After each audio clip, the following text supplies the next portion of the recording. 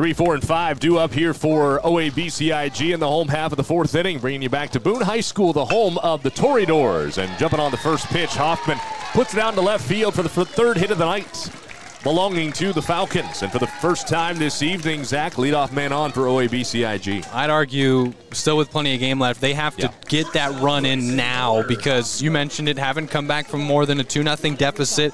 At least if you get a run or two back here, you're still trailing, but this game would somewhat mirror your two postseason games where you're in shootouts. I mean, other than Kemper Catholic before the Grand Slam, that's anybody's game, and they trailed 5-1 against Southeast Valley through 4 and still came back and won that game. So it's something where you at least would be able to look back in the near past of, hey, we've done this before. Bryson Kohler, similar to DeJean's first at bat, he just missed one out to center. This one back up the middle. Smith couldn't quite get there. Boy, I thought that had written all over it. Mason stepping on the bag and throwing to first for 2. Instead, it's back-to-back singles. First time tonight that OABCIG has strung together back-to-back hits. And the Falcons do have something going. And to expand on your point, I thought coming into this frame, seeing where they were in the order, that yes, 3, 4, and 5, you've got to have something to show for it. Cade Spots has one of the 4 hits tonight for OABCIG. First one low and outside. Another good stop by Offenberger. There we go. Caleb is a pitcher's best friend back there. He's one that's going to sacrifice his body to get the balls in the dirt. He can slide out and backhand them. Fastball over to the right. That one's going to get out to right field.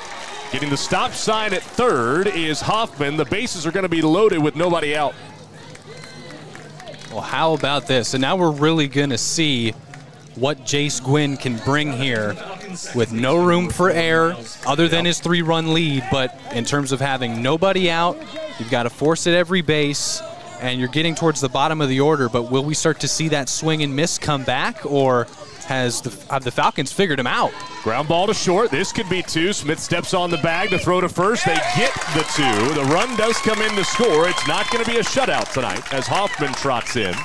Moving up to third goes Kohler. Watch it again as Mason Smith calmly just does what he should in that situation. Absolutely. The 6-3 double play retires Spots as well at the bag. 2 away for Isaac Hofling. Hofling strikeout looking his first time up against Gwynn. First one misses low and outside. Starting to lay off the breaking ball a little bit more. Yeah, and that had to be an adjustment. They were certainly swinging away at that. You can wait on hangers, but when it's starting as a strike and ended up a ball, that's where you got to be careful. 1-0 delivery, fastball, missing upstairs, 2-0. Gwynn wondering where that was, and he got clarification from our home plate umpire, Rich Chives, and it did miss upstairs.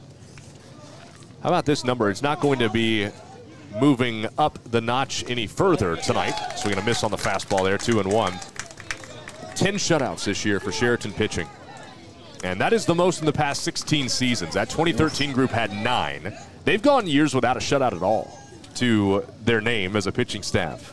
So I don't know if that is also a program record. It wouldn't surprise me. That's a big number with 10. Going back to the old Uncle Charlie, Heffling out in front of it, 2-2 the count.